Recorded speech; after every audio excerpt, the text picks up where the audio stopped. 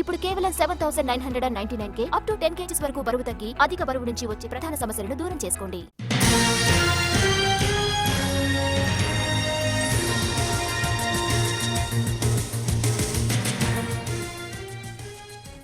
DSC పరీక్షలు వాయిదా వేయాలని ఫోన్లు, మెయిల్స్ వస్తున్నాయన్నారు ఏపీ సీఈఓ ఎంకే మీనా. దీని విద్యాశాఖ దృష్టికి తీసుకెళ్లామని చెప్పారు. ఈసీఐ నిర్ణయం ప్రకారం డిఎస్సి నిర్వహణపై చర్యలుంటాయని చెప్పారు. ఈసీ ఒప్పుకుంటేనే డిఎస్సి పరీక్షలు నిర్వహిస్తామన్నారు.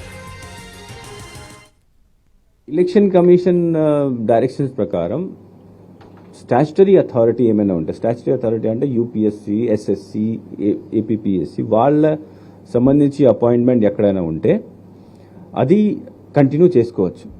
నాన్ స్టాచ్యుటరీ అపాయింట్మెంట్ ఎక్కడైనా ఉంటే అది పర్మిషన్ తీసుకోవాలి. సో ఇది వచ్చిన తర్వాత మేము ఎడ్యుకేషన్ డిపార్ట్మెంట్కి రాశాము. ఎడ్యుకేషన్ డిపార్ట్మెంట్ ఇప్పుడు ఎలక్షన్ కమిషన్కి పర్మిషన్ కోసం ఫైల్ అక్కడ వెళ్తుంది.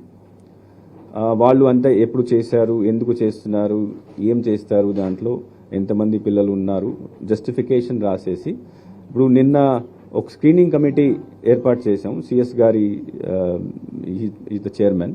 సో ఆ స్క్రీనింగ్ కమిటీలో పెట్టి ఈరోజు బహుశా ఉండకపోవచ్చు, రేపు మనం ఎలక్షన్ కమిషన్కి పంపిస్తాము.